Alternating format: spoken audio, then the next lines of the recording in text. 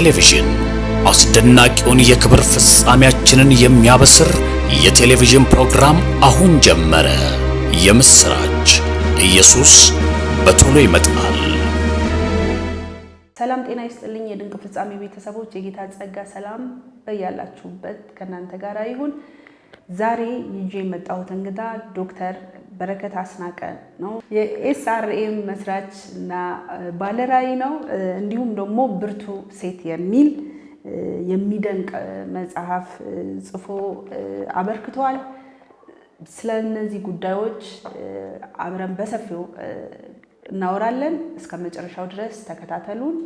ፕሮግራሙን ላይክ፣ ሼር፣ ሰብስክራይብ እያደረጋችሁ የራዕዩ ተካፋይ ሆኑ። መልካም ቆይታ። ዶክተር በረከት አስናቀ እንኳን ደህና መጣ። እንኳን ደህና ቆያችሁ። እንግዲህ ለድንቅ ፍጻሜ ቤተሰቦች የራስህን የላይፍ ኤክስፔሪየንስ ሼር ልታደርገን ስለመጣ በጣም ደስ ብሎናል። ኤስአርኤም መስራች ነክ? አዎ። እስቲ መጀመሪያ ራስህን ታስተዋውቅንና በረከት አስናቀ ማን ነው የሚለውን ነገር ታወራናለህ። ከዛ በኋላ ደግሞ ስለ ኤስአርኤም እናወራለን። መልካም። ስለተሰጠኝ እድል ከልብ አመሰግናለሁ። እኔ ዶክተር በረከት አስናቀ እባላለሁ። የኤስአርኤም ሆሊስቲክ ማኔጅመንት እንዲሁም ደግሞ ተጓዳኝ የሁለት ሲስተር ተቋማት ባለቤትና መስራች ነኝ። የምኖረው በሐዋሳ ውቢቷ ከተማ እኖራለሁ። ባለትዳርና የልጆች አባት ነኝ። እንዲሁም አዲስ አበባ ከተማ ባለኝ ኦፊስ ላይ ከሐዋሳ ጋር ተጓዳኝ የሆኑ ስራዎችን እሰራለሁ። ይሄን ይመስላል። መልካም። እንግዲህ ኤስአርኤም ምንድን ነው ስሙ? ምን ማለት ነው ኤስአርኤም? መልካም። እንግዲህ የብዙ ሰው ጥያቄም ነው የጠየቅሽኝ። ኤስአርኤም ኖርማሊ የተቋማችን ስያሜ ነው። ስያሜ ብቻ ሳይሆን የቃሉ እያንዳንዱ ቃል የራሱ የሆነ ትርጉም አለው። ለምሳሌ ኤስ ማለት ሴሊሆም የሚለውን ቃል ይዛል። ኤስ የሚለው ሴሊሆም የሚለውን ይዛል። አር የሚለው ደግሞ ሪፎርሜሽን የሚለውን ሀሳብ ይዛል። ኤም ደግሞ ሜሴንጀርስ የሚለውን ቃል ነው የሚይዘው እና እነዚህ ሴሊሆም፣ ሪፎርሜሽን፣ ሜሴንጀርስ የሚሉ ሀሳቦች የተወሰዱት ከመጽሐፍ ቅዱስ ነው። ኤስ ሴሊሆም ለምሳሌ በዮሐንስ ወንጌል ምዕራፍ 9 ላይ ቁጥር 7 ላይ ሂድና በሴሊሆም ታጠብ ብሎ ጌታችን ኢየሱስ ክርስቶስ ያንን አይነ ስውር ሰው ሲናገረው እናያለን እና ሴሊሆም ማለት የተላከ ማለት ነው ይላል እዛው ላይ። ስለዚህ ሴሊሆም የሚለውን ስያሜ ለመጠቀም የቻልነው ከተልኮ አንጻር ነው። ሪፎርሜሽን የሚለው የተቋማችን ትልቁ ኢንቴንሽን የራዕያችንም ሆነ የዓላማችን ትልቁ ኢንቴንሽን ያለው በዚህ በሪፎርሜሽን በሚለው ሀሳብ ላይ ነው። ሪፎርሜሽን የሚለውም ቃል ቢብሊካል የሆነ ቃል ነው። ለምሳሌ በሮሜ ምዕራፍ 12 ላይ ጳውሎስ በልባችን መታደስ እንለወጥ እንጂ አንምሰል ይላል እና ልብ የሚለውን እንግሊዘኛው ማይንድ የሚለውን ይጠቀማል እና ይሄ ምንድነው? ሪፎርሜሽን ማለት ሰው የሚመስለው በአስተሳሰብ ወይም በልቡ ነው። ስለዚህ ከእግዚአብሔር ከለውጥ አስተሳሰብ አንጻር ቤተክርስቲያንም ሰዎችም ሀገርም ትውልድም በተለያየ ዘርፍ ላይ ለውጥ ያስፈልጋቸዋል ወይም መለወጥ አለባቸው የሚለውን አንደምታ የያዘ ቃል ነው ሪፎርሜሽን የሚለው። ሜሴንጀርስ የሚለው ያው መልእክተኞች የሚል ነው አማርኛው መልእክተኞች እና ተቋማችን መልእክት ያላቸውን ወይም ደግሞ መልእክት ሊኖራቸው የሚችሉ ትውልዶችን ትኩረት ሰጥቶ የሚሰራ ተቋም ነው። ከዚህ አንጻር ሜሴንጀርስ የሚለውን ቃል ተጠቅመናል። ስለዚህ ኤስአርኤም የሚለው ሴሊሆም፣ ሪፎርሜሽን፣ ሜሴንጀርስ የሚል ትርጓሜ ነው ያለው። ስያሜያችሁ ራሱ ተልኳችሁን ያሳያል ማለት ነው። ሹር በጣም ደስ ይላል። እስቲ ይሄ ድርጅት ብዙ ሴቶችን ባለፈው ሰዓት በነፃ ሲያሰለጥን ነበረ፣ የጎዳና ልጆችን ሲያደርግ ነበረ እና እስቲ ተቋማችሁ የሚሰራውን ነገር አስረዳን። ተቋማችን እንግዲህ ኤስአርኤም ሶስት ድርጅቶች ወይም ተቋማት ከስሩ አሉ። ኤስአርኤም የሚለው 3 ተቋማትን ይዟል። አንደኛው ኮሌጅ ነው። ኤስአርኤም ሆሊስቲክ ኮሌጅ የሚል ኮሌጅ አለ። ኮሌጃችን የሚሰራው በነገረ መለኮት ላይ ወይም ደግሞ ቴዎሎጂ ላይ ፎከስ አድርጎ ነው የሚሰራው። ከሰርተፊኬት እስከ ዶክተሬት ፒኤችዲ ድረስ ፕሮግራሞችን ዴሊቨር ያደርጋል፣ ይሰጣል። በርካታ ተማሪዎች አሉን። ከዛሬ በፊት ብዙ ጊዜ ተማሪዎችን አስተምረን አሰልጥነን አስመርቀናል። በሰርተፊኬት፣ በዲፕሎማ፣ በዲግሪ እስከ ዶክተሬት ድረስ ማለት ነው። በአሁኑ ሰዓትም ተማሪዎች አሉን። በዋናነት ካምፓሳችን ያለው በሐዋሳ ከተማ ነው። ከዛ ደግሞ በመነሳት አዲስ አበባም ሌሎች አካባቢዎች ላይም ስራዎችን እየሰራን ያለ ነው። ስለዚህ ኤስአርኤም የሚለው የመጀመሪያ ተቋም ነገረ መለኮት ላይ ትኩረት ሰጥቶ እንደ ኮሌጅ የሚንቀሳቀስ ተቋም ነው። ሌላኛው ሁለተኛው በኤስአርኤም ስር ያለው ተቋም የማኔጅመንት ተቋም ነው። ምንድነው ማኔጅመንት? ኤስአርኤም ሆሊስቲክ ማኔጅመንት ኢንስቲትዩት የሚል ተቋም ከስሩ ይይዛል። ይሄ ተቋማችን ኖት ኦንሊ ስፒሪቹዋል ወይም ደግሞ መንፈሳዊ ነገር ላይ ብቻ ኢንፌሲስ ሰጥቶ የሚሰራ ተቋም ሳይሆን ሴኩላር ትሬኒንጎችን ዴሊቨር ያደርጋል። ለምሳሌ የማኔጅመንት ኢንስቲትዩት በ3 ዋና ዋና ጉዳዮች ላይ ይሰራል። የመጀመሪያው ሪሰርች ላይ ነው። ምርምር ላይ፣ ጥናቶች ላይ ፕሮብሌሞችን የአንድን ተቋም ሊሆን ይችላል፣ የሀገር የማህበረሰቡን ሊሆን ይችላል፣ ያሉ ችግሮችን ሶልቭ ከማድረግ አንጻር የችግሮች መነሻ ሩት ፕሮብሌሞች ምንድናቸው የሚለውን አይደንቲፋይ ከማድረግ አንጻር ትልልቅ የምርምር አዳዲስ ነገሮችንም ኢኖቬት ከማድረግ አንጻር የምርምር ስራዎችን የሚሰራ ተቋም ነው። ምርምር ብቻ ሳይሆን ትሬኒንጎችን ይሰጣል። አጫጭር ቮኬሽናል የሆኑ ሊደርሽፕ ላይ፣ ማኔጅመንት ላይ፣ ኢንተርፕሬነርሽፕ ላይ፣ ውሜን ኢምፓወርመንት ላይ፣ ቢዝነስ ላይ በተለያዩ ዘርፈ ብዙ በሆኑ ርዕሰ ጉዳዮች ላይ ስልጠናዎችን በመስጠት የሚታወቅ ተቋም ነው። ሌላኛው ደግሞ ከስሩ የያዘው ሶስተኛው ኮንሰልታንሲ ነው። ኮንሰልት ያደርጋል። ቢዝነስ ላይ ኮንሰልት ያደርጋል። ኤዱኬሽን ላይ ኮንሰልት ያደርጋል። ኢንቨስትመንት ላይ ኮንሰልት ያደርጋል። ቤተክርስቲያን ላይ ኮንሰልት ያደርጋል እና በተለያየ ጉዳዮች ላይ ዴቨሎፕመንት ላይ፣ ኢኮኖሚ ላይ፣ ሄልዝ ላይ ኮንሰልት ያደርጋል እና እነዚህን ነገሮችን የሚሰራ ተቋም ነው። ሁለተኛው ተቋም ኤስአርኤም ከሚለው ስር ያለ ከኮሌጁ ቀጥሎ ሁለተኛው ተቋም ሆሊስቲክ አፕሮች ያለው ሪሰርች ላይ፣ ትሬኒንግ ላይ፣ ኮንሰልታንሲ ላይ የሚሰራ የማኔጅመንት ኢንስቲትዩት ነው። ሌላኛው እና አሁን በተለይ በጣም ብዙ ተቋማትንና የብዙ ግለሰቦችን ትኩረት እየሳበ ያለ በጣም ማህበረሰብ ውስጥ ገብተን እየሰራን ያለነው ስራ ያለበት ኤስአርኤም ቻሪቲ ኦርጋናይዜሽን የሚባል ነው። ስለዚህ በኤስአርኤም ስር ሶስተኛው ቻሪቲ ኦርጋናይዜሽን ነው።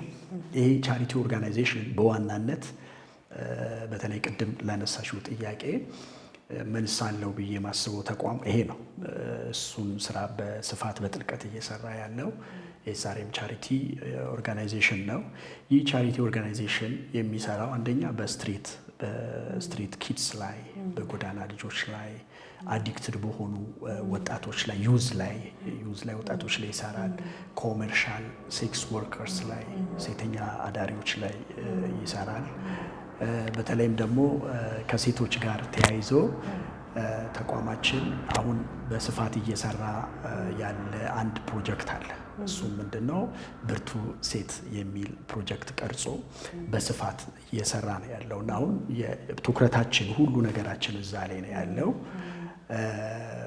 ይሄን የብርቱ ሴት ፕሮጀክት ለመጀመር መነሻ የሆነን ብርቱ ሴት የሚል መጽሐፍ ነው። ብርቱ ሴት የሚል መጽሐፍ ጽፈናል። ይሄ መጽሐፍ በእኔ ነው የተጻፈው። ይህንን መጽሐፍ ለመጻፍ የቻልኩት ከዛሬ ቀደም ከምንሰጣቸው አጫጭር ስልጠናዎች መካከል አንዱ ሴቶችን የማብቃት ስልጠና ነው። ውሜን ኢምፓወርመንት የሚል ነው እና ሴቶችን ኢምፓወር የማድረግ ስራ ስንሰራ ቆይተናል። በዚህ ላይ ደግሞ ፍሩት አይተናል። ለውጦችን፣ ፍሬዎችን፣ ውጤቶችን ስላየን ይሄ ሀሳብ ልባችን ውስጥ እየሰፋ እየበዛ ሲመጣ በትሬኒንግ መልክ ብቻ ነበረ። ሰው ወደ መጽሐፍ አሳደግ ነው። ስለዚህ መጽሐፍ አደረግ ነው። ወደ መጽሐፍ ከተቀየረ በኋላ ኦፊሻል ይሄን መጽሐፍ ላውንች አድርገናል በሐዋሳ ከተማ። ትልቅ የሃይማኖት አባቶች፣ የመንግስት ባለስልጣናት፣ ጉዳዩ ደግሞ በዋናነት የሚመለከታቸው ሴት ማህበረሰብ ላይ የሚሰሩ መንግስታዊ ያልሆኑ ተቋማትና ትልልቅ ሰዎች በተገኙበት መጽሐፉ ተመርቆ ለንባብ ውሏል። በአሁኑ ሰዓት ይሄ መጽሐፍ በኢትዮጵያ ብቻ ሳይሆን ከኢትዮጵያ ውጭም የሄደበትና እየተነበበ ያለበት ሁኔታ ነው ያለው። ሶ አፍተር ዲስ ከዚህኛው መጽሐፍና መመረቅ በኋላ ደግሞ የብርቱ ሴት ፕሮጀክት ተቀረጸ። ያ ጽንስ መጣ። እሱን ወደ ፕሮጀክት አሳደግ ነው። እዚህ ብርቱ ሴት ፕሮጀክት በኤስአርኤም ቻሪቲ ኦርጋናይዜሽን ስር የአጭር ጊዜና የረጅም ጊዜ ፕሮጀክት ቀርጾ እየሰራ ነው የሚገኘው ማለት ነው። እስቲ ብርቱ ሴትን እንደመጻፍት ሴቶች እንዴት ነው የምትገልጻቸው? ወይል እንግዲህ ሴት ልጅ የሀገር ተምሳሌት ናት። ሴት ልጅ በቤተክርስቲያን ትመሰላለች፣ ወይም ቤተክርስቲያን በሴት ትመሰላለች፣ ሀገር በሴት ትመሰላለች። እኔ ሴቶችን ሳስብ እኔ የማይበት የራሴ ፐርስፔክቲቭ አለ እና ፍሮም ደ ቢጊኒንግ ሄደን ወደ ክሬሽን ወደ ሰው ፍጥረት ስርዓት ላይ ሄደን ስናይ ሁሉንም የዓለም ሰው በሚባል ደረጃ ሊያስማማ የሚችል ትሩዝ አለው ተብሎ የሚታመን በአሁን ሰዓት መጽሐፍ ቅዱስ ነው። ከግለሰቦች መጽሐፍ ይልቅ መጽሐፍ ቅዱስ የበለጠ በሚታመንበት ደረጃ ላይ ነው አሁን ያለው። በዓለም አቀፍ ደረጃ ሜቢ ሰዎች ላያምኑበት ይችላሉ። ውስጥ ላይ በክራይስት በኢየሱስ ክርስቶስ ላያምኑ ይችላሉ። ግን በመጽሐፍ ቅዱስ እዛ ውስጥ ባሉ ፕሪንሲፕሎች፣ ሀሳቦች ምናምን ያምናሉ እና መጽሐፍ ቅዱስ እንደ ሪፈረንስም ኮት እየተደረገ ነው ብዙዎች ጋር እና ወደ መጽሐፍ ቅዱስ ስንመጣ መጀመሪያ ቢጊኒንግ ላይ የሰው ልጅ በእግዚአብሔር መልክና ምሳሌ ሲፈጠር እግዚአብሔር የፈጠረው መጀመሪያ አዳምን ነው። አዳምን የፈጠረው በመልኩ በምሳሌው ፈጠረው። ከፈጠረው በኋላ እግዚአብሔር ፈጥሮት አልተወም።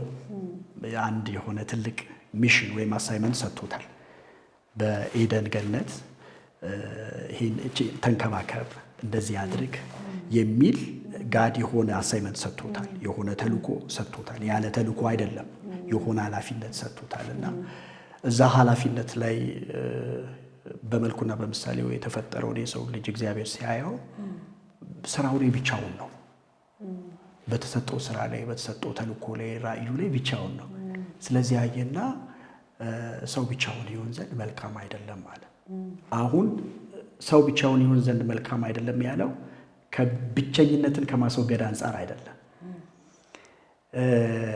ከተሰጠው የሰው ልጅ ከተሰጠው አሳይመንት፣ ሚሽን፣ ቪዥን፣ ኃላፊነት አንጻር ነው። ከተልእኮ አንጻር ነው። ሲያይ አዳም ብቻውን ነው። ስለዚህ የተሰጠውን ስራ አዳም ብቻውን ፉልፊል ሊያደርገው አይችልም። ስራውን ሙሉ ሊያደርገው አይችልም። ወይም በስራው እሱ ሙሉ መሆን አይችልም። ስለዚህ ምን ያስፈልገዋል? የሆነ በስራው ላይ ፓርትነር ያስፈልገዋል። ምቹ ረዳት እንፍጠርለት አይደል? ረዳትነቷ ምኑ ላይ ነው? ስራው ላይ፣ ተልእኮው ላይ ነው። ተልእኮው ላይ ነው። ስለዚህ የሴት ልጅን እኔ ከመጀመሪያ ሴት ልጅ በፍጥረት ስርዓት ውስጥ ፈጣሪ እግዚአብሔር ሴት ልጅን ከፈጠረበት ኢንቴንሽን አንጻር ነው ሴት ልጅን እኔ ማየው። ሴት ልጅ ሄልፐር ናት። ሴት ልጅ ራይት ፓርትነር ናት። የላይፍ የቪዥን ትክክለኛ ፓርትነር ናት። በዓለማችን ላይ ከብዙ ሰክሰስ ወይም ስኬት በስተጀርባ ሴቶች ጠንካራ ሴቶች አሉ ተብሎ ይታመናል። እና ለምሳሌ እኔ ቤት ውስጥ ልጆቼ ብዙ ከልጆቼ ጋር የምታሳልፈው ባለቤቴ ናት። እኔ ብዙ ውጪ ላይ ስራዎች ላይ ነኝ ምናምን። የቤት እመቤት ናት እያልኩሽ አይደለም፣ ወይም ቤቱ ለሴት ነው እያልኩ አይደለም። ግን ሞር ከልጆቼ ጋር ክሎዝሊ ጊዜ ሰጥታ ምን ብላ የምታሳልፈው ባለቤቴ ናት። ስለዚህ ልጆቼ ከኔ ይልቅ ባለቤቴ ላይ ያለውን ነገር የመካፈል እሷን ኢሚቴት የማድረግ ልጆቼ ላይ የበለጠ ኢንፍሉዌንስ ማድረግ ትችላለች። አየሽ? ስለዚህ የቤተሰቤ መልክ ቅርጽ የመቅረጽ አቅሙ ኤቢሊቲው ቅርበቱ ያለው ሴቷ ጋር ነው። እቺው ሚስቴ ደግሞ ከኔ ይልቅ ሶሻል ላይፍ ላይ ጎበዝ ናት። ሴቶች ይሄን እኔ በተግባቦት ላይ ሶሻል ላይፍ ላይ ማህበራዊ ጉዳዮች ላይ መንፈሳዊ ጉዳዮች ላይ የበለጠ ኢንቮልቭ የማድረግ ቅርብ ናቸው። በብዛት እንደውም ቸርች ውስጥ ከወንድ ይልቅ የሴት ቁጥር ይበዛል ብዙ ጊዜ። በቸርች ብቻ ሳይሆን በዓለም ደረጃ ባለው ስታቲክስ ራሱ በምናይበት ጊዜ የሴት ቁጥር ብዙ ነው። እና አክቹዋሊ ይሄ ስክሪፕቸራልም ነው። ጥናት ብቻ ሳይሆን ባይብል ላይም ስትሄጂ ከወንድ ይልቅ የሴቱ ቁጥር ብዙ ነው። ያው ሴትና ህፃናት ብዙ ጊዜ ስፔሻሊ ብሉይ ኪዳን ላይ ስለማይቆጠሩ ያ ኢንፍሉዌንስ አድርጎብን እንጂ አይቆጠሩም ማለት ቁጥራቸው ትንሽ ነው ማለት አይደለም። ገብቶሻል? ስለዚህ ባይብል ላይም ስትሄጂ በእስራኤልም ታሪክ ስትሄጂ አሁንም ሪሰንትሊ ባለው ዳታ ስታይ የሴት ቁጥር ብዙ ነው። ምን ለማለት ፈልጌ ነው? በዛው ልክ ሴት ልጅ በጥሩም ጎን በመጥፎም ጎን ኢንፍሉዌንስ የማድረግ ተጽዕኖ የመፍጠር ደርዟ የሰፋ ነው፣ ትልቅ ነው። ስለዚህ ሴቶች ላይ የበለጠ ትኩረት ሰጥተን የምንሰራ ከሆነ ሴት ልጅን በማብቃት ላይ፣ ሴት ልጅን በማንቃት ላይ፣ ለሴት ልጅ ኢንላይትመንት በመስጠት ላይ፣ በማበረታታት ላይ የበለጠ ቦታ ሰጥተን የምንሰራ ከሆነ ሴቶች የምንፈልገውን በጎ ተጽዕኖ ወይም ለውጥ ለማምጣት ቅርብ ናቸው ብዬ አምናለሁ በግሌ። ስለዚህ እንደ ሀገር ሴት ማህበረሰብ ላይ እንደ ቤተክርስቲያን ውስጥ ያሉ ሰዎችን መሪዎች ለሴቶች ትኩረት መስጠት አለባቸው። ማለት ይሄ ሴትና ወንድ እኩል ናቸው የሚለው ኮንሴፕት አይደለም። አይ አም ኖት ፌሚኒስት አይደለሁም፣ ግን በሴት አቅም አምናለሁ፣ በሴት ፐርስፔክቲቭ አምናለሁ፣ ሴት ጋር ባለ ስኪል አምናለሁ። ገብቶሻል አይደለም? ካለ ምስቴ እኔ ሙሉ አይደለሁም። ካለ ሴት ማህበረሰብ አገር ሙሉ አይደለችም። የሚፈለገው አይነት ለውጥ ሊመጣ አይችልም። ለዚህ ለሴቶች ቫልዩ መስጠት አለብን። ራሷን የምትቀበል ለራሷ ቦታ ያላትን አንድ ብርቱ የሆነች ሴት ማህበረሰብ መፍጠር አለብን። ከዚህ መነሻነት ነው እንግዲህ ወደዚህ ብርቱ ሴት የሚለውን መጽሐፍ ወደ መጽሐፍ የመጣሁትም በጓደኞቼ አማካይነት ነው። ስለ ብርቱ ሴት ያለውን ስልጠናዎች ሲነግሩኝ ውስጤ ተነሳስቶ ፍላጎቱም ስለነበረኝ ውጤታማና እውነተኛ መሪ ለመሆን ከሚያስፈልጉት ካራክተሮች መካከል ሌላኛው ምንድነው? ሆነረብል ኢንቴንት ያስፈልገዋል። ምን አይነት ኢንቴንት? ሆነረብል የሆነ ኢንቴንት፣ በጎ ህሊና፣ ንጹህ ህሊና። ስራ እየሰራው ነው። ባለውበት ስራ እየሰራው ነው። ግን በእውቀት ላይ ታከለ ሲሆን ደግሞ በጣም አሪፍ ይሆናል። የምትናገረውን መሆን ወክ ዘ ቶክ። ብዙ ሰው ቶክ ነው አይደለ? ቶካቲቭ ነው፣ ያወራል፣ ብላ ያወራል። ግን ባወራው ነገር ደግሞ ሲራመድ ሲንቀሳቀስ ያወራውን ሲሆን አታገኙ። ለዚህ ወደ ብርቱ ሴት ስልጠና ተቀላቅያለሁ። ፕሬዝዳንት ሳህለወርቅ ዘውዴ የኢትዮጵያ የመጀመሪያዋ ሴት ፕሬዝዳንት ያላትን ሰፊ የዲፕሎማሲ ልምድ በመጠቀም የጾታ እኩልነትን እና ማህበራዊ ፍትህን በማስፈን በዓለም አቀፍ መድረክ በብቃት በመወከል ውጤታማ አመራርን አሳይታለች። አጨብጭቡላት እስቲ አንዴ። ደስ ይላል። በጣም ትልቅ እውቀት ያገኛሉ። ስራ የጀመረም ያልጀመረም ስራም የጀመረም ያልጀመረም ብዙ እውቀት ያገኛሉ።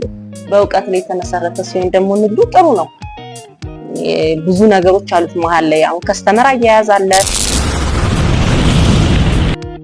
ከጠበቅሽው በላይ ትርፋማ ብትሆኚ ግን ድርጅትሽ ስቲል ሰስቴን አድርጎ በጽናት ኮንሲስተንሲ ባለው መንገድ እንዲቀጥል የምትፈልጊ ከሆነ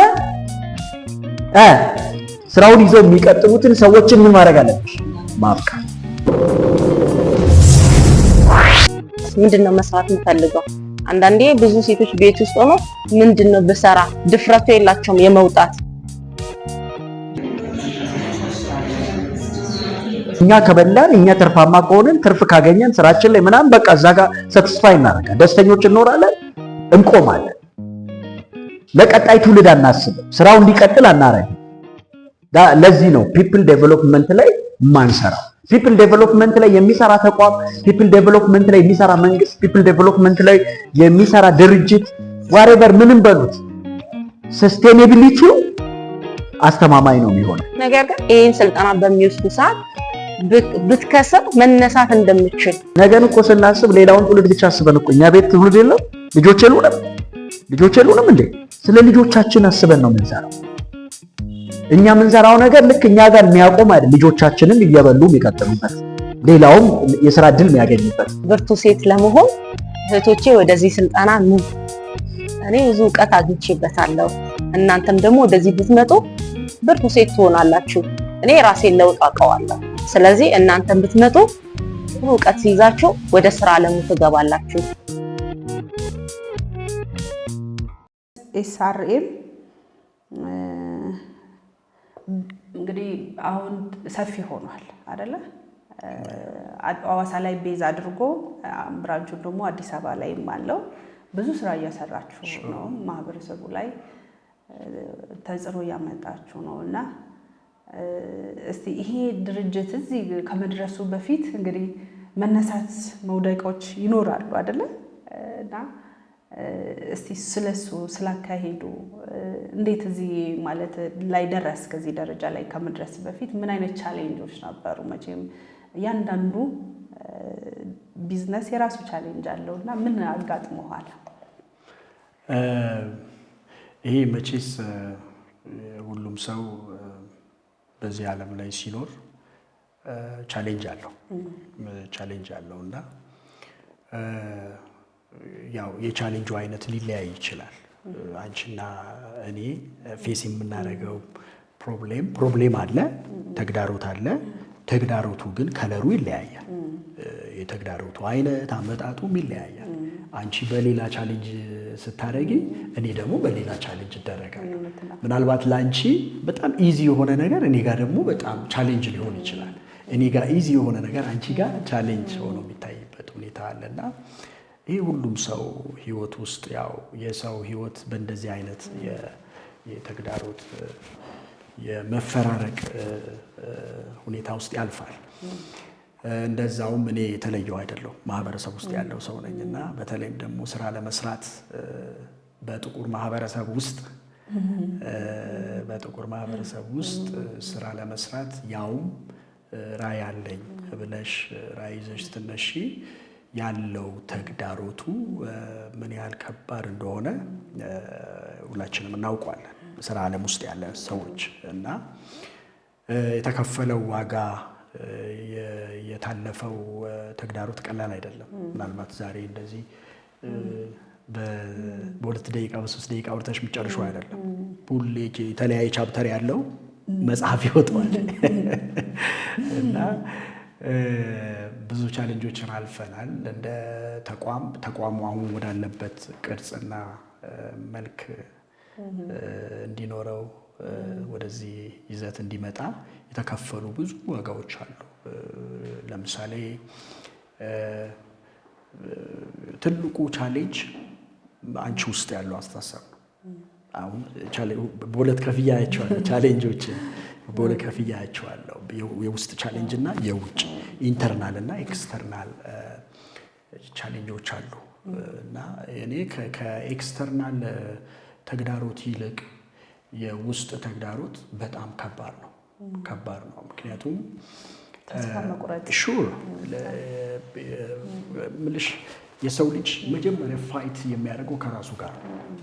መጀመሪያ ጦርነት አንቺ ከሀገር ጋር ከጎረቤት ጋር የምታደርጊው ጦርነት አይደለም፣ ከራስሽ ጋር የምታደርጊው ጦርነት እሱ በጣም ትልቅ ጦርነት ነው እና እንግዲህ በዛ ጦርነት ውስጥ ያንን ኦቨርካም አድርገሽ አሸንፈሽ ዊን ሆነሽ ራስሽን አሸንፈሽ ገባሽ ስትቆሚ የውጭው ደግሞ ተግዳሮት ኢዚ ይሆናል እና የመጀመሪያው የውስጥ የምንለው ተግዳሮት ይሄ ብዙ ጊዜ ራሳችንን ለመቀበል እንቸገራለን።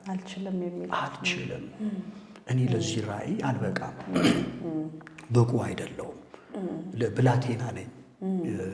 ኤርሚያስ እንዳለው ብላቴና ነኝ ያለው እኮ እድሜውን እኮ አይደለም፣ ስፒችለስ ነኝ ነው፣ ኢማቹሪቲ ያለብኝ ነው፣ እናገር ዘንድ አልችልም ነው፣ ለዚህ ብቁ አይደለሁም ነው አይደለም። ለዚህ ተልቆ ትልቅ ነው፣ ራዕዩ ትልቅ ነው። እኔ ጋር ስትመጪ ግን ለዚህ ብቁ የሆነ ነገር የለኝም። ይሄ የሚያሳየው እኮ ራሱን አለመቀበሉ ነው።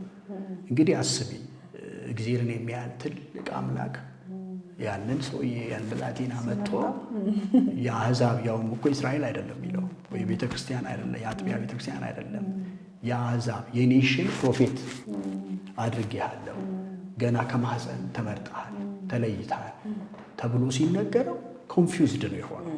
ለእኔ ይሄ የሚያሳየው ምንድን ነው? ኤርሚያስ ስራውን ካለመቀበል ወይም ካለመፈለግ አንጻር አይደለም። ወደ ራሱ ሲመለስ ለዚህ ስራ እኔ ብቁ አይደለሁም። ይሄ የሚያሳየው ምንድን ነው? ራሱ አልተቀበለም። እግዚአብሔር ተቀብሎታል፣ ኤርሚያስ ግን ራሱ አልተቀበለም። እሱ ነው ችግሩ። በጣም ገብቶሻል አይደለም? እኔ ከአንተ ጋር ነኝ አለው፣ ግን በኋላ ላይ እኮ ሶልቭ አድርጎለታል። በኋላ ላይ እኮ ብላቴና ነኝ አትበል ብሎ ምዕራፍ 1 ቁጥር 9 ላይ እግዚአብሔርም በአፌ ቃሉን አኖረ ይላል። በአፌ ነው የሚለው። ሁለተኛ ደግሞ ዳሰሰ ይላል። አሁን የኤርሚያስ ትልቁ እንደ ምክንያት የሚቆጥረው እናገር ዘንድ አልችልም። ፕሮብሌሙ ያለው አንደበቱ ላይ ነው። አየሽ፣ እግዚአብሔር ሶልቭ ደግሞ ሊያደርግ የሚችልበትን ኦልሬዲ መንገዶችን አዘጋጅተዋል። ኤርሚያስ ግን ይህን ስለማያውቅ ስላላወቀ ስላልተረዳ ሙግት ውስጥ ነበረ ራሱን ለመቀበል ከስራው አንጻር ማለት ነው። እና በኋላ ላይ አንደበቱ ላይ ቃል እግዚአብሔር ቃል ሰጠው። እውቀትን ነው የሚያሳየው፣ ሀሳብ ነው። የሰው ልጅ አይምሮ በሀሳብ ልቡ ውስጡ በሀሳብ ቃል ያው የሀሳብ የፈቃድ መፈጸሚያ ነው አይደለም። ለምሳሌ ሀሳቤን እያወራሁ ነው ያለሁት፣ በቃል እያወራሁ ነው ያለሁት እና ሀሳብ ሲኖረኝ ቃል ሲኖረኝ አውራለሁ፣ አንደበቴ ይከፈታል። ገብቶሻል። ቀጥሎ ደግሞ እጅ የኃይል ምሳሌ ነው። ኢምፓወር ተደረገ ማለት ነው። ገብቶሻል አይደለም? ስለዚህ ትልቁ በቪዥን መንገድ ላይ በራዕይ መንገድ ላይ ትልቁ ተግዳሮት ራስን አለመቀበል ነው እና ስለዚህ አንድ ሴት ልጅ ወይም ወንድ ልጅ ለተቀበለው ራዕይ ራሱን የሚቀበል ከሆነ ከራሱ ጋር የተታረቀ ለራሷ ቫልዩ ያላት ለራሱ ቫልዩ ያለው ሰው ከሆነ የመጀመሪያውን የውስጥ ተግዳሮት ዊን አድርጓል ብዬ ማም ነው። ለዚህ የመጀመሪያው ራስን አለመቀበል ነው ትልቁ ተግዳሮት። እንደዚህ አይነት ነገር ውስጥ አልፍ ያለው እኔ በግሌ ለዚህ ራዕይ አሁን ላለው ተቋም ቅርጽና መልክ መምጣት በዚህ ተግዳሮት ውስጥ የማለፍ ውጤት ነው እና በኋላ በብዙ ትግል ራሴን ወደ መቀበል መጥቻለሁ። አሁን ማንም ሰው ዶክተር በረከት ብሎ ማላውቀው ዶክተር በረከት ቢያመጣልኝ አይገርመኝም። ከዛሬ በፊት ብትይ ደግሞ ሙግት ውስጥ እገባለሁ። ገብቶሻል አይደለም? እንዲህ አይደለሁም እንዲህ ምናምን ልል እችላለሁ። አሁን እንደዛ አይደለም። ቢኮዝ ራሴን ተቀብያለሁ። ያንን ቻሌንጅ አልፌያለሁ። ያንን ቻሌንጅ ስላለፍኩኝ አሁን ወደ ደረስኩበት የተቋም ይዘትና ቅርጽ ላይ አለው ብዬ አስባለሁ። እኔ የመጀመሪያው ትልቁ የውስጥ ተግዳሮት ነው ብዬ አስባለሁ። ሁለተኛው ቅድም እንዳልኩሽ የውጭ ተግዳሮት ነው። ከሰዎች ወደ አንቺ የሚመጣው ቶት ኔጌቲቭ ቶት አክሴፕት መቀበል እንትና እንደተባለ እንትና የምናውቀው አናጺው ዮሴፍ ልጅ አይነት አመለካከት እና የአይሁድ የእስራኤል አስተሳሰብ በክራይስት ላይ የነበረው አይነት አስተሳሰብ አለ። አሁንም ሴኩላር ዓለም ላይም አለ። ፕሮቴስታንት፣ የኦርቶዶክሱ፣ የሙስሊም ዓለም ላይ ሁሉም ጋር አለ። ይሄኛው ማለት ይሄ የሰው ልክ ያልሆነ አስተሳሰብ ነው እና ኢቭን ከቅርብ ቤተሰቦችህ እንዲህ አይነት አስተያየቶች ታስተናግዳለህ። የሆነ ነገር ለመጀመር አይሳካልህም፣ ቢቀርብ ይሻልሃል። አቁም ተብያለሁ እኔ። አንተ እንዲህ ብታደርግ ይሻልሃል፣ አንተ እኮ በጣም የምትገርም ነህ፣ ግን ለመከፍልለት ቪዥን ሳይሆን ለሌላ ነገር ተብያለሁ። ለተለያዩ ነገሮች ፕሮፖዝ ተደርጌያለሁ። ይሄ ምንድን ነው? እንደ ቤተሰብ ስታይ ፖዚቲቭ እኮ ነው። እነሱ ላንቺ የተሻለ ማሰባቸው ነው። ግን ቪዥን ላይ ስትመጪ ደግሞ አንቺ ስለ ቪዥን የምትከፍያቸው ዋጋዎች አሉና ሌላው ከፋሚሊም ውጪ የማያውቅሽ የሚያውቅሽ ሰው እንኳን ስለ አንቺ ቢያወራ ጥሩ እኮ ነው። የሚያውቅሽ ሰው ቻሌንጅ ቢያደርግሽ፣ የሚያውቅሽ ሰው እኮ አይ ማክዳ አውቃታለሁ አብረን ተምረናል ተምሮም ከሆነ ስለ አንቺ እንደው የሆነ አቃቂር ቢያወጣ ጥሩ ነው። ብዙ ጊዜ በእኛ ሀገር ኮንቴክስት ስለ አንቺ ስራ ቪዥን አቃቂር የሚያወጡ ሰዎች የማያውቁሽ ናቸው። ከሩቅ የማያውቁሽ ሰዎች ስለ አንቺ ሌት ተቀን በቃ ስብሰባ ይቀመጣሉ ማለት ነው። እና እነዚህ ከአስተሳሰብ ጋር የተያዘ አንድ ተግዳሮት ነው። ቪዥን ሲኖርሽ ቪዥን ከሚፈልገው ነገር አንዱ ምንድን ነው? ፋይናንስ ነው። እኛ ሀገር ደግሞ ባለ ራዕይና ራዕይን ተቀብሎ በፋይናንስ አይዲያ አይሸጥም። እኛ ሀገር አይዲያ አይሸጥም እና ወደ ገንዘብ ለመቀየር የምትሄጅበት መንገድ በጣም ረጅም ነው። እሱም ቻሌንጅ ነው ብዬ አስባለሁ። ብዙ ታዲያ እንደዚህ አሁን አገራችን ላይ መቼም ብዙ ወጣቶች አሉ። አንተም ወጣት ነህና አልፈክ ተቀጣሪ መሆን ሳይሆን የድርጅት ባለቤት መሆን እና እንዲሁም ደግሞ ምንም ተስፋ ቆርጠው ደግሞ የቀድሞ ይዟቸው አልችልም የሚል ዝም ብለው ቁጭ ብለው የሚውሉ ወጣቶች አሉ ብዙዎች አይደል? እስቲ ምከራቸው። አንደርስታንድ አድርጌያለሁ። እኔ አንዱ በእኛ ተቋም ውስጥ ከምንሰጣቸው ስልጠናዎች መካከል አንዱ ስራ ፈጠራ ነው። ስራ ፈጠራ ስፔሻሊ አንዱ ተቋም የማኔጅመንት ኢንስቲትዩት ትሬኒንግ ከምንሰጣቸው ትሬኒንጎች መካከል አንዱ ኢንተርፕሬነርሺፕ የሚል ነው። ስራ ፈጠራ ነው። እኔ ከሀገር ውስጥም ከሀገር ውጭም ተምሬያለሁ። ከተማርካቸው ትምህርቶች መካከል አንዱ የኢንተርፕሬነርሺፕ ኤዱኬሽን ነው እና እዛ ላይ ኦልሬዲ ጥሩ ግንዛቤ አለኝ ብዬ አስባለሁ። ፕራክቲካሊም ስላየው አስባለሁ እና ከዚህ አንጻር ኢንተርፕሬነርሺፕ ላይ ሲሪየስ የሆነ ስልጠና ነው የምንሰጠው። ስልጠናውን ስንሰጥ አንደርላይን አድርጌ የማወራው መቀጠርን ወይም ተቀጣሪነትን እንዲጠሉ ነው። ተቀጣሪ ከመሆን ቀጣሪ መሆን ይሻላል አይደል እንዴ? ቀጣሪ ስትሆኝ እኮ በሌላ ጎኑ እኮ ለብዙ ሰዎች የስራ እድል ከራስ አልፎ ከራስሽ እንጀራ ዴሊ ብሬድ አልፎ ለሌሎች መትረፍ ነው። የኢንተርፕሬነርሺፕ እኮ አስተሳሰብ አየሽ ወደ ራስሽ እንድትመለሽ ያደርግሻል። አቅምሽን አይዴንቲፋይ አድርገሽ ያለሽን ነገር ኢኖቬተር ሆነሽ በሀሳብ ገበያ ላይ ወጥተሽ ሀሳብን ወደ ገንዘብ ወደ ስራ እንድትቀይሪ የሚያደርግሽ እውነት ነው ይሄ ኢንተርፕሬነርሺፕ ማለት ነው። እና እኔ አድቫይዝ የማደርጋቸው በኔ ባችም ከኔም የኔ ታናናሾችም በኔ ባችም ውስጥ ያሉ ወጣቶች ይቻላል የካምፓኒ ባለቤት መሆን ይቻላል። የራስ ተቋም ባለቤት መሆን ይቻላል። ስራ መስራት ይቻላል። መለወጥም ለውጥም ማምጣት ይቻላል። ስለዚህ ትምህርት ጀመራችሁ ለእኔ ትምህርት አይገባኝም አይሆነኝም ብሎ ያሉ ወጣቶች እንኳን ቢኖሩ እኔ የገባኝ ትምህርት እናንተንም ይገባችኋል። እኔ ለምሳሌ የ3 ዶክተሬት አለኝ። 2ቱ ፒኤችዲ ነው፣ በቁፋሮ በትምህርት በዋጋ በመክፈል ያገኘነው ነው። አንዱ ደግሞ የክብር ዶክተሬት ነው። አዎ የት ነው? ጋና ሀገር ላይ ጋና ሀገር በክብር ተጠርተን ሆነር ተደርገናል። የክብር ዶክተሬት ነው እና ይሄም የተሰጠን በምንሰራው ስራ ታይቶ ክሮስ ቼክ አድርጎ ምን ብሎ ምናምን መበረታታት አለበት ብሎ ሆነር አድርገውኛል። እና እንግዲህ ከሀገር አልፎ ወደ ሌላ ሀገር ስራችን ሂዶ ታይቶ ሆነር ከተደረግን እኔ ከዜሮ ካፒታል ነው የጀመርኩት። ከዜሮ በቃ እግዚአብሔርን በመታመን ራሴን ተቀብዬ እኔ ውስጥ ያለ ቪዥን ትውልድ የሚጠቅም ነው የሚል አንድምታ ይዤ በቆራጥነት ነው የተነሳሁት። ስለዚህ ይቺ ሀገር ከኔ ውጭ ምን ተስፋ አላት? ለሀገር ተስፋ ነኝ።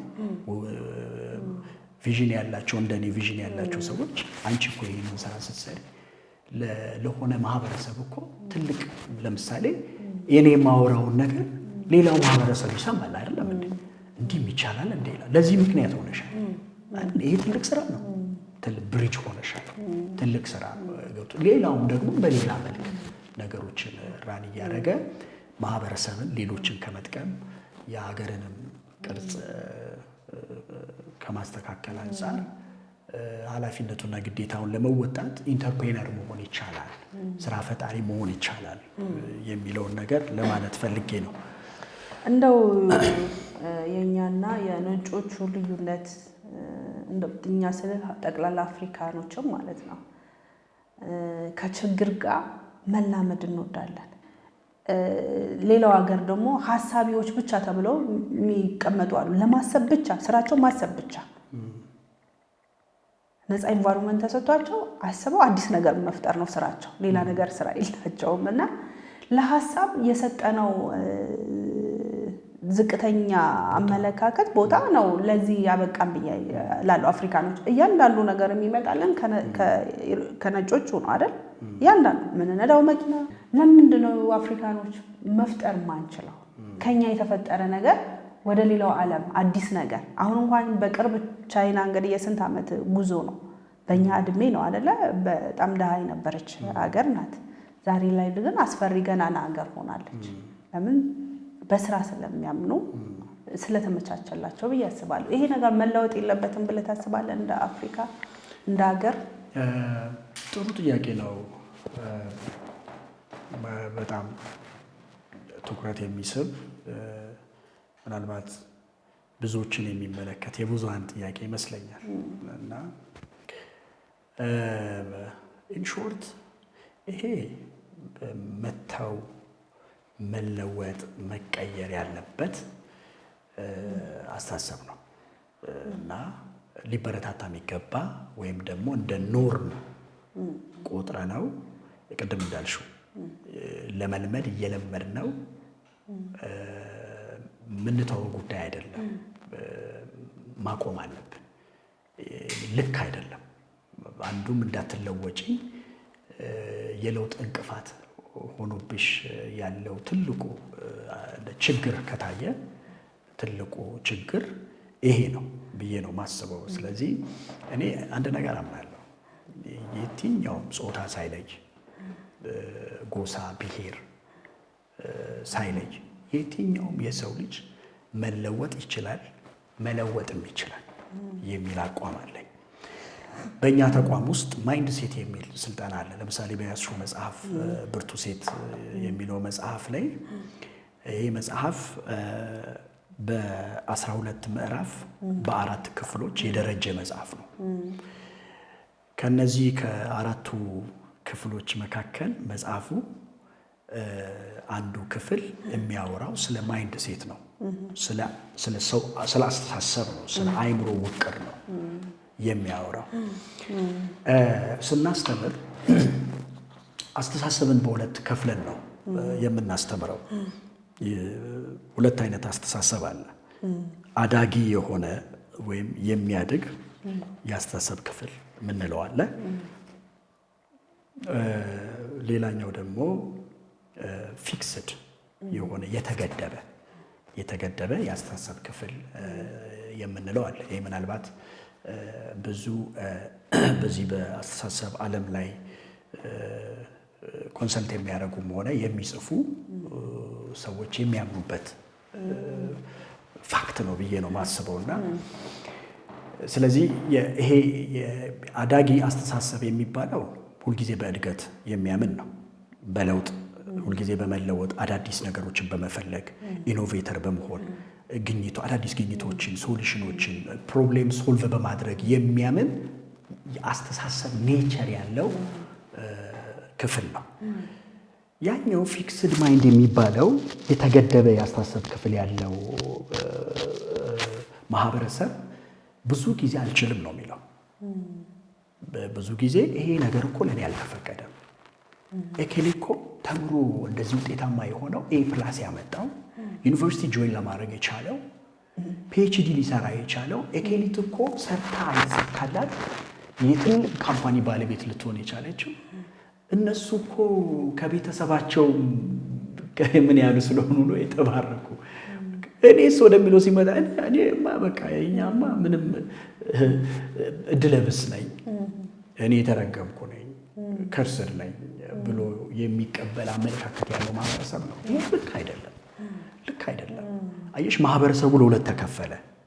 እድገትን የሚፈልግ አለ፣ መለወጥን የሚፈልግ ሌት ተቀን የሚተጋ አዳዲስ ነገሮችን ለማምጣት የሚቆፍር፣ የሚያነብ፣ የሚጽፍ ወደ ስራ ደግሞ ሀሳቡን የሚቀይር በሀሳብ ገበያ ውስጥ ገብቶ ሀሳቡን ለመሸጥ ገብቶሻል አይደለም? የሀሳብ ክብደት የሀሳብ ዋጋ ምን ያህል ትልቅ እንደሆነ አምኖ ያንኑ ደግሞ የሚያምን ማህበረሰብ ለመፍጠር የሚሯሯጥ ጄኔሬሽን አለ። ይሄ ጄኔሬሽን አዳጊ አስተሳሰብ ያለው ግሮዝ ማይንድ ሴት ያለው ገብቶሻል። ሌላኛው ደግሞ ፊክስድ ማይንድ ይዞ በቃ እኔ እቺ ትበቃኛለች፣ እንደው የቤት ክራይ ካገኘው ልጆች የማሳደግ ከቻልኩኝ እንዲህ እቺ አንድ ከረባት ካለችኝ በቂ ናት፣ እቺ በቂ ናት፣ እንዲህ ከባረከልኝ በቂ ነው የሚል አይነት እይታና አመለካከት ያለው ማህበረሰብ አለ። which is wrong።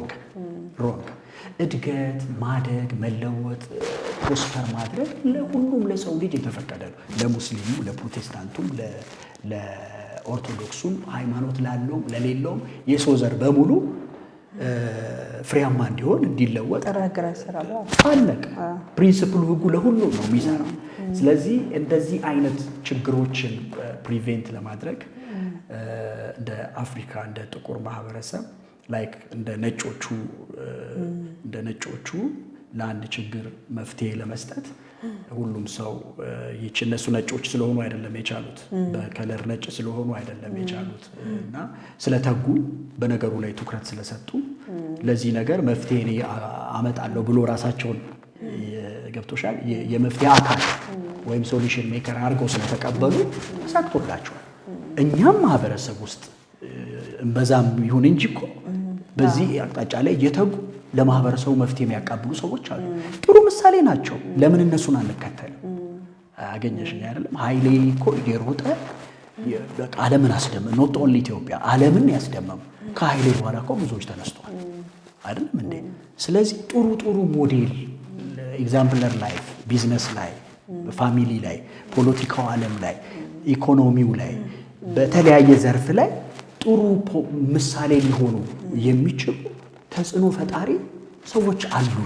እነሱን እያየን እኛም ከዚህ አይቻልም ከሆነ ከተገደበ ያስተሳሰብ ክፍል እየወጣን ወደ አዳጊ መምጣት አለብን የሚል አስተያየት ነው ያለኝ። እግዚአብሔር ይርዳንና እንግዲህ ሜድ ኢን ኢትዮጵያ የሚባሉ ብዙ ነገሮች እንዲኖረን ምኞቴ ነው። እንደዚህ ጋም ያኮራሃል። ስለዚህ ዶክተር በረከት አስናቀ ቪዥኑን እየኖረ ነው። በጣም ደስተኛ ነክ? በደንብ። የምትጸጸትበት ነገር ይሄን ብሰራው የምትለው ነገር የለህም? ወደፊትም አልጸጸትም። I'm very happy with my vision። አም ቬሪ ሃፒ። ስለዚህ የህይወት መርህ ምንድነው? እስቲ ንገረን።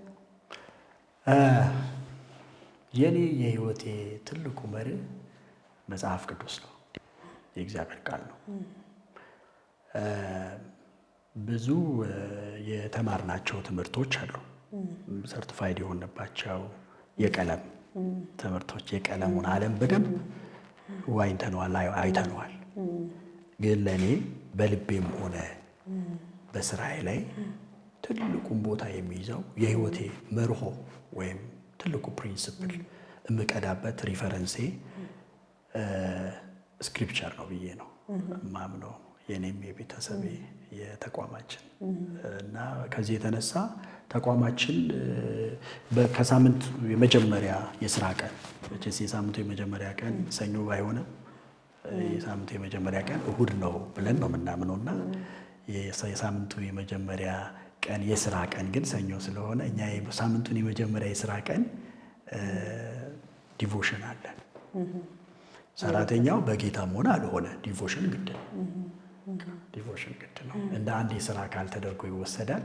የጸሎት የእግዚአብሔርን ቃል የምናጠናበት ጊዜ አለን፣ ሙሉ ስታፍ ጊዜ አለን እና ልልሽ የፈለግኩት ከኔም አልፎ በተቋማችን ላይ እንደ ትልቅ አንድ መርሆ የምንጠቀመው መጽሐፍ ቅዱስን ነው።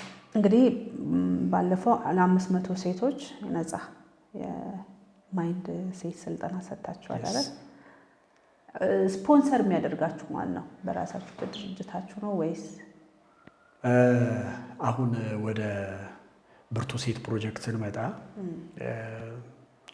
ብርቱ ሴት ፕሮጀክት ላይ ቅድም እንዳልኩሽ የአጭር ጊዜና የረጅም ጊዜ እቅዶች አሉ። የአጭር ጊዜው በአንድ ዓመት ውስጥ 1444 ሴቶችን መድረስ ነው እና ይህም ብርቱ ሴት የሚለውን መጽሐፍ እንደ ትሬኒንግ ማንዋል ነው የምንጠቀመው። ጀንደር ጂዲፒ ጀንደር ዴቨሎፕመንት ፕሮግራም ላይ፣ ማይንድ ሴት ላይ፣ ኢንተርፕሬነርሺፕ ላይ፣ ሊደርሺፕ ላይ ነው ስልጠናው የምንሰጠው። እንደ ትሬኒንግ ማንዋል ነው ይሄ መጽሐፍ የምንጠቀመው እና ይሄን ትሬኒንግ ስንሰጥ ወይም ትሬኒንግ እንዲሰጡ የምንፈልጋቸው ሴትም ወንድም ሲመጡ መጀመሪያ ይህ መጽሐፍ ነው እንደ ትሬኒንግ ሶርስ የሚጠቀሙት። ከዛ ውጭ የራሳቸው ሪፈረንስ መጠቀም ይችላሉ። በየወሩ 120 ሴቶችን የተቀበልን ነው ስናሰለጥን የነበረው። አሁን 5ኛ ዙር ላይ ግን 500 ሴቶችን አሰለጥንን። እስከ 5ኛ ዙር 120 ሴቶችን ነው የተቀበልን የምናሰለጥነው እና ባለፈው ግን 6ኛ 7ኛ ዙር ስናሰለጥን 500 ሴቶችን በአንድ ጊዜ ነው ተቀብለን በሐዋሳ ከተማ ባህል አዳራሽ ክፍለ ከተማ ከሴቶች እና ወጣቶች እንዲሁም ከሴቶች ሊጎች ጋር በመተባበር 500 ሴቶችን አሰልጥነናል። እንግዲህ ስልጠናው 16 ሰዓት ይፈልጋል። 16 ሰዓት ይፈልጋል እና ይህንን አሰልጥነን ትልልቅ የመንግስት አካላት ጉዳዩ የሚመለከታቸው የተለያዩ አካላት በተገኙበት አስመርቀናል እና ብዙ ሴት ማህበረሰብ የተጠቀሙበት ሁኔታ አለ። ይህን ስራ ስንሰራ ግን የሚገርምሽ ምንም ፈንድም ፈረንጅም የለንም። ባክግራውንዳችን ሲጠና ፈንድም ፈረንጅም የለንም። ተፍ ተፍ እያለን እኛው ራሳችን ባገኘነው ካለን ቪዥንም ስለሆነ ምን ሰራው። አንዳንዴ ደግሞ ስፖንሰር በጎ ፈቃደኝነት ሰዎች የ10 ሴቶችን የ20 የ50 ሴቶችን ሳፖርት የሚያደርጉበት ሁኔታ ይፈጠራል እና አንዳንዴ ደግሞ ከድርጅቶች ከአንዳንድ ተቋማት ጋርም ኤምኦዩ የግብብነት የስምምነት ሰነድ ስንፈራረም ይሄን ያህል ሴቶችን ለምሳሌ 200 ሴቶችን እንድታሰለጥኑልን እንፈልጋለን ብሎ ሲቀርቡ የኛ ምንድነው በእያንዳንዷ ሴት ወይም ፐር ፐርሰን 1200 ብር ቻርጅ እናደርጋለን። 1200 ብር የ1200 ብር አሰልጣኝ አለ፣ ትሬኒንግ ማቴሪያል አለ፣ ሬንት አለ፣ የሰርተፊኬት አለ፣ ብዙ ወጪ አለብን። ለዛ ነው የምንጠቀመው። በቂ ሆኖ አይደለም። አትሊስት ያንን ከቨር እንዲያደርጉልን እንፈልጋለን ማለት ነው። አሁን ለምሳሌ የአንድ ዓመት 1442 ሴቶችን ለማሰልጠን ስናስብ እውነት ለመናገር እነዚህ ሴቶችን ለመድረስ የሚያስፈልገን የነበረው በጀት 12 ሚሊዮን ብር ነው። ብሩ የለንምና ብሩን ስላላገኘን አንሰራም ብለን አልተቀመጥንም። አየሽ ቪዥን ሲሆን አትቀመጭም። ከብር አትጀምሪም፣ ከቪዥን ነው አይደለም? እንደዛ ጀምረን እግዚአብሔር ይመስገን አሁን ወደ 700 ምናምን ሴቶች ደርሰናል። የሚቀሩን አሁን ግማሽ 700 ምናምን ነው። እሱንም ከሐዋሳ ከተማ ሴቶች እና ወጣቶች ህፃናት ጽሕፈት ቢሮ መምሪያ ጋር በመሆን ኦልሬዲ ስልጠና ውስጥ ለመግባት ዝግጅት ላይ ያለ ነው። በዚህ አጋጣሚ ምናልባት በዚህ ውመን ኢምፓወርመንት ላይ ሴቶች ላይ የመስራት ሀሳቡ ያላቸው በፋይናንስም በእውቀትም በተለያዩ ነገሮች አብሮን ጆይን አድርጎ መስራት የሚፈልጉ ሰዎች ካሉ እድሉን እንዲጠቀሙ ማሳሰብ እፈልጋለሁ። የ5 ዓመቱ የሚገርምሽ በ5 ዓመት ውስጥ 100,000 ሴቶችን ነው ኢምፓወር ለማድረግ ያቀርነው። 100,000 ሴቶችን በ5 ዓመት ውስጥ። ይሄኛው የ1 ዓመት ነው፣ እየጨረስን ነው። ከተወሰነ ከ1 ወር ከ2 ወር በኋላ ወደ 5 ዓመት እቅድ እንገባለን። 5 ዓመቱ የሚገርምሽ ማክዳ በ5 ዓመት ውስጥ 100,000 ሴቶችን በአመት 20,000 ሴቶችን ያ ማለት እንዴት ነው የምንሰራው? ላይክ እንደ 1 ዓመቱ አይደለም የምንሰራው። በአመት በየ3 ወሩ በአመት 4 ጊዜ በየ3 ወሩ 5,000 ሴቶችን ይሄ ላይክ የተወሰነ አካባቢ የሐዋሳን ማህበረሰብ ሲዳማ ክልል ወይም ደቡብ ክልል ኦር የሆነ ኦሮሚያ ክልል ሰሜን ብቻ ሳይሆን በመላው በኢትዮጵያ ደረጃ ያሉ ሴት ማህበረሰቦች እነሱን ለማንቃትና ለማበረታታት በየ3 ወሩ 5,000 ሴቶችን እየተቀበልን እናሰለጥናለን። ስልጠናው ለ2 ቀን ነው። በቀን 8 ሰዓት ትሬን እናደርጋለን። 2 ቀን ስልጠና ይወስዳሉ። ስለዚህ የትም ቦታ ላይ ያሉ ባዘጋጀነው ቦታ ሐዋሳ ከተማ ላይ ትሬኒንጉን የሚወስዱበትን ዳይሬክሽን ነው ኦልሬዲ ሲስተሙን ዘርግተናል። እነዚህ አሁን የሚመጡ አንደኛ አኮሞዴሽን ያስፈልጋቸዋል፣ ምግብ ያስፈልጋቸዋል፣ በሚያድሩበት ያስፈልጋል። እንደገና አሰልጣኞችም ደግሞ ኖት ኦንሊ አሁን እኔ ብቻ አይደለሁም ትሬን የማደርገው በዘርፉ ላይ ልምድ ያላቸው ኢትዮጵያ ላይም ከኢትዮጵያ ውጪ ይሄ ሃይማኖት ዘር ሳይለይ ነው። የጴንጤ ሴት ማህበረሰብ አይደለም ብቻ የሚመጣ አይደለም። ጴንጤውም ኦርቶዶክሱም ሙስሊሙ እንደዛ ነው እኛ ትሬን የምናደርገው። ገብቶሻል አይደለም? ስለዚህ በበቂ ሁኔታ በሴት ማህበረሰብ ላይ ብቁ ወይም በቂ የሆነ ልምድ ያላት ሙስሊም ትሬነር ካለች እሷንም እንጠቀማለን። ከኦርቶዶክስም ከፕሮቴስታንትም ቴዎሎጂ አይደለም፣ ውጪ ይሏል፣ ሴኩላር ነው። ይሄን አሁን ስታነቢ ሴኩላር ነው። እና ይሄንን ስራ ግን ስንሰራ ብቻሽን መስራት አትችይም። ገብቶሻል? ኮንሴፕቱ ገዢ ነው። አንቺም እሱም ሌላው ሰው የሚገዛው የሚቀበለው ነው። እና ግን በፋይናንስ በሌላ ማቴሪያል በሌሎች ጉዳዮች ላይ ደግሞ አብሮ የሚሰሩ ደግሞ ፓርትነሮች ያስፈልጋል። ኦፊሳችሁ ያለው ሐዋሳ ነው። በመሰልጠን የሚፈልግ ሰው የግድ ሐዋሳ መምጣት አለበት። ክፍለ ሀገር ሄዳችሁ የምታሰለጥኑበት የክልሎች ኢንቫይት ቢያደርጓችሁ ሄዳችሁ ማሰልጠን ትችላላችሁ። 2 አይነት አፕሮች ነው ያለን። ለምሳሌ እቺ መጽሐፍ ልቀበልሽ። አሁን ይሄ መጽሐፍ ተመልካቾቻችንም ምናልባት በደንብ እንዲያዩ ብርቱ ሴት የሚል መጽሐፍ ነው። ይህ መጽሐፍ በጣም የሚያነቃቃ የሚያነሳሳ ትልልቅ እውቀቶችና ሀሳቦችን የያዘ መጽሐፍ ነው። ይህንን መጽሐፍ ፈልጋችሁ ገዝታችሁ እንድታነቡ አበረታታለሁ። ኖት ኦንሊ ሴቶች ብቻ አይደሉም ይህን መጽሐፍ የሚያነቡት፣ ወንዶችም። አሁን ባል ለሚስቱ በአኒቨርሰሪ ሰዓት ይህን መጽሐፍ እየገዛ የሚሰጥበት ሁኔታ አለ። ሚዲያ ላይ ያየሁ ነው ያለሁት። እና ወንዶችም ሊያነቡት ይገባ። የሴቷን ብቻ ሳይሆን የወንዱንም አስተሳሰብ ጭምር ነው ቻሌንጅ የሚያደርጉ መጽሐፉ። ይሄንን መጽሐፍ በአዲስ አበባ በሚገኘው ቢሮአችን ቦሌ ዩጎ ቸርች ፊት ለፊት ዘርጋው ህንፃ 4ኛ ፍሎር ላይ ባለው ቢሮአችን ላይ መጽሐፉ አለ። መጽሐፉን መጠቀም ማግኘት ይቻላል። ግን ምንድነው እኛ አድቫይስ የምናደርገው እንደው መጽሐፉን ገዝታ አንድ ሴት ዝም ብላ ከምታነብ ስልጠናውን ብትወስድ ከስልጠናው ጋር አብራ ራሱን ስለምናሰለጥን ይሄን መጽሐፍ ራሱን ነው ትሬን የምናደርገው። ለዚህ ምንድነው ወራ አድቫይስ ትሬኒንግ ውስጥ ብትገባ። አድራሻችሁን እስቲ ለትሬኒንጉ ስልካችሁን። ትሬኒንግ አሁን ቅድም ላልሽው ሁለት አይነት አፕሮች ነው ያለን። አንደኛው እኛ በምናዘጋጀው ሴንተር ላይ ሰዎች መጥተው ይሰለጥናሉ፣ ሴቶች መጥተው ይሰለጥናሉ። የትሬኒንግ ሴንተሩን እንደየ አስፈላጊነቱ እንመርጣለን። አሁን ለመጀመሪያ ጊዜ አሁን የመረጥነው 5000 ሴቶችን ለማሰልጠን ሐዋሳ ላይ ነው እንጠራለን። ሐዋሳ ላይ ነው እናሰለጥነው። ኔክስት ደግሞ ሐዋሳ ላይ ሆን ይችላል፣ አርባ ምንጭ ሊሆን ይችላል፣ አዲስ አበባ ሊሆን ይችላል፣ ገብቶሻል፣ ባህር ዳር ሊሆን ይችላል፣ ድሬዳዋ ሊሆን ይችላል፣ የሆነ ሀገር ሊሆን ይችላል። ምክንያቱም ትሬኒንጉ ለተወሰኑ አካባቢዎች ብቻ አይደለም፣ ናሽናል ነው፣ ብሔራዊ አገር አቀፍ የሆነ ስልጠና ስለሆነ በዛ መልኩ ነው።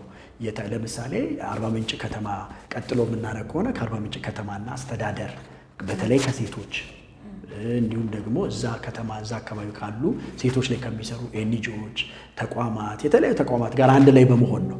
እነሱ ከተባበሩን አብሮን ለዝግጅቱ ከተባበሩን ስፖንሰር የሚያደርጉ ከሆነ ቦታ የሚያዘጋጁልን ከሆነ ቀጣዩን ስልጠና እዛ ልንሰጥ እንችላለን።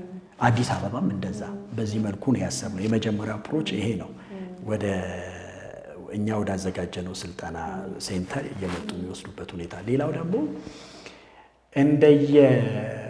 ለምሳሌ አንቺ ተቋም ላይ በዚህ ኤሪያ ላይ ስልጠና እንድሰጥ ከፈለግሽ ወደ አንቺ መጥቼ ወደ እኔ መምጣት አይጠበቅብሽም።